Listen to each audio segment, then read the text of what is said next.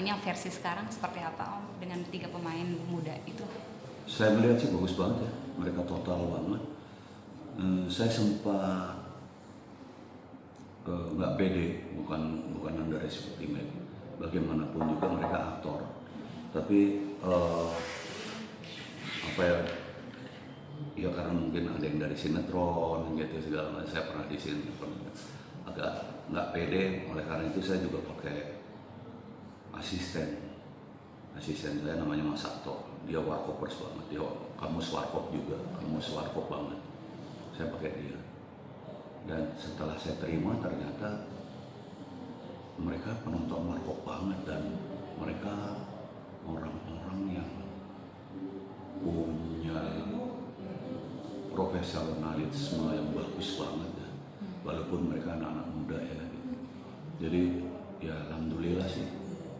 Dan ketika dari mulai persiapan 5 bulan sampai dengan syutingnya itu, saya sih merasa bahwa mereka buat yang terbaik, saya buat yang terbaik, dan kita semua di satu film itu membuat yang terbaik. Jadi insya Allah hasilnya juga mungkin yang terbaik ya untuk kita semua.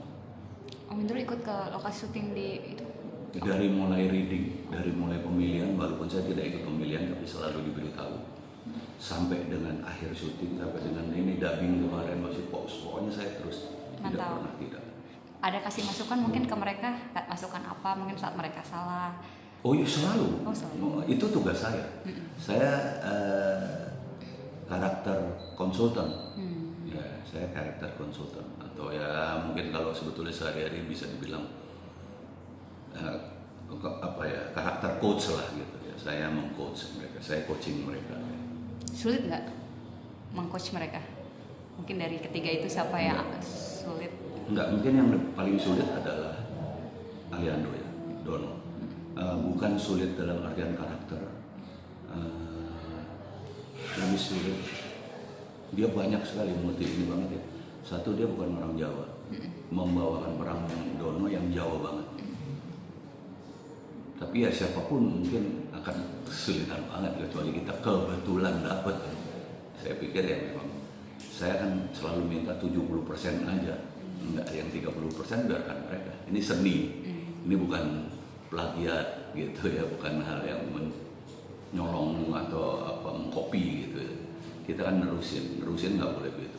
Itu James Bond dari dulu sampai sekarang beda-beda banget, tapi karakter James Bondnya kan 70% atau 60% bahkan itu tetap ada. Untuk jokesnya sendiri, Warkop DKI yang sekarang masih pakai yang dulu atau nanti gimana? Dulu aku belum kelar. Oh, belum. Iya. Dono itu ditambah kesulitannya gigi. Ya ini konsekuensi dari memiripkan wajah. Padahal saya nggak minta itu juga banget gitu. Tapi ya oke lah. Ya, kita belum semaju itu cara berpikirnya mungkin.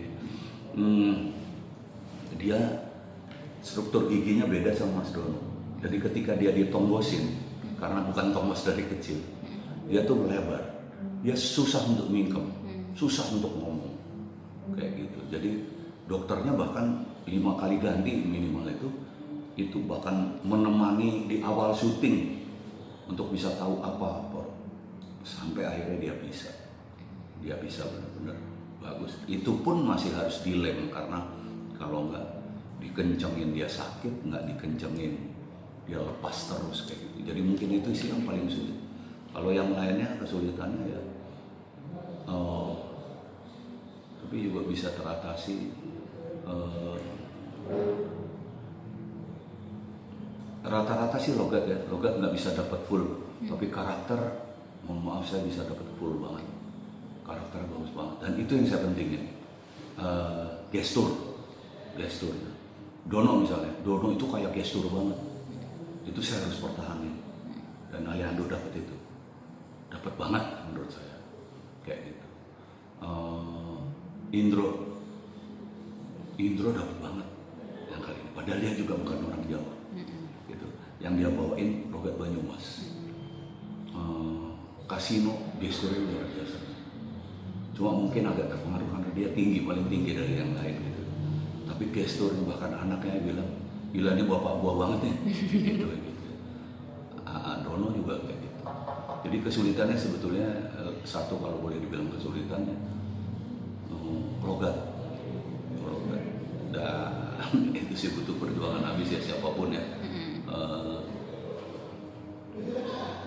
Yang satu lagi adalah yaitu karena harus dimiripin giginya Dono, itu aja kesulitan.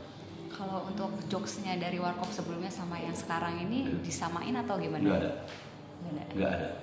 Jadi kita konsisten terhadap semua perencanaan yang kita buat untuk Warkop DKI Ribor. Warkop DKI Ribor ini kita rencanakan kan sampai kapanpun. Ya, dia akan selalu. Kalau kemarin yang bawain agak lebih Warkop Reborn yang terakhir karena umur ya. Ini sekarang kita mau tarik ke Warkop Reborn ya, Warkop DKI yang lama. Jadi yang zaman muda-muda. Jadi makanya kita ada mudanisasi ya. Kayak gitu. Jadi kalau yang pertama itu kan kita masih ada remix. Masih ada cerita-cerita lama yang kita bawakan. Ini loh, kita memperkenalkan. Cerita kedua seperti itu juga tapi mulai sedikit. Di cerita ketiga ini udah nggak ada sama sekali yang adegan yang lama kayak gitu. Ini udah full baru, walaupun semuanya kita garap dengan gaya Warkop. Ya, gitu. Di sini tetap ada slapstick, walaupun sekarang lebih maju lagi karena masalah pasar. Pasar kalau dulu kan menengah bawah, sekarang kan lebih menengah dan di atas gitu. Bawah malah kurang gitu ya. Karena bioskopnya bukan karena ininya. Bioskopnya nggak ada bioskop kelas 5.000, 10.000 misalnya kan, semuanya di atas 20. Nah, oleh karena itu kita konsentrasi ke situ dulu, di menengah dan menengah atas, jokes-jokesnya ya, dan lebih milenial, lebih menyesuaikan.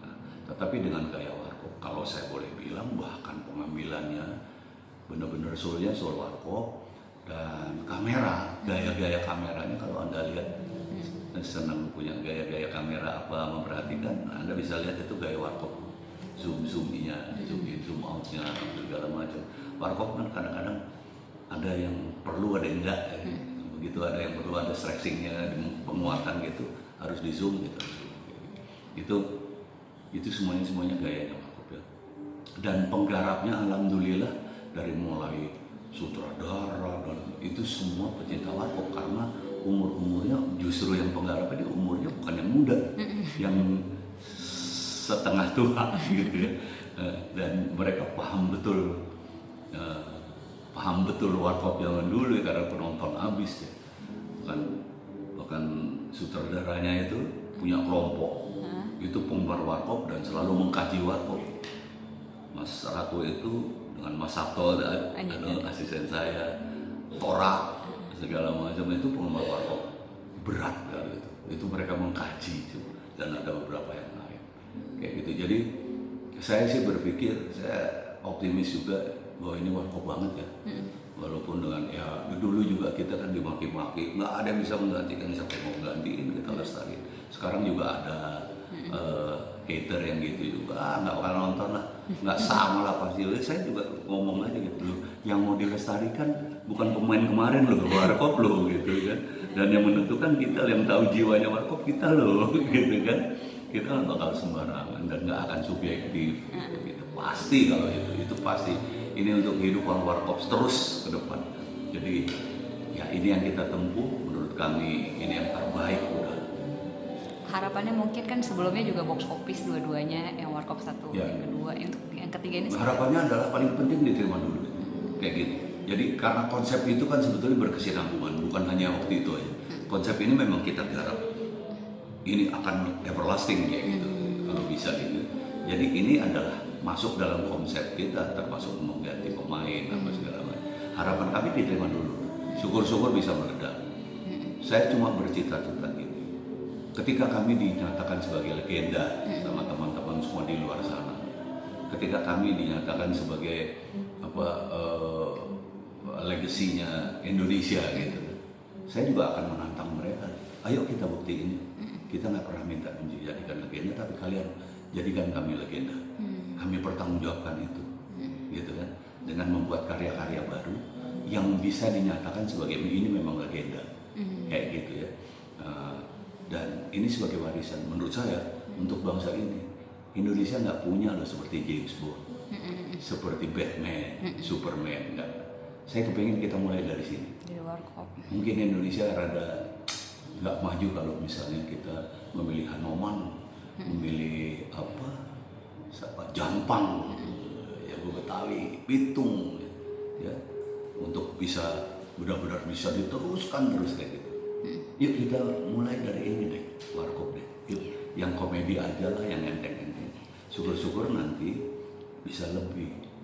Katakanlah warkop DKI Reborn ini sebagai lokomotif.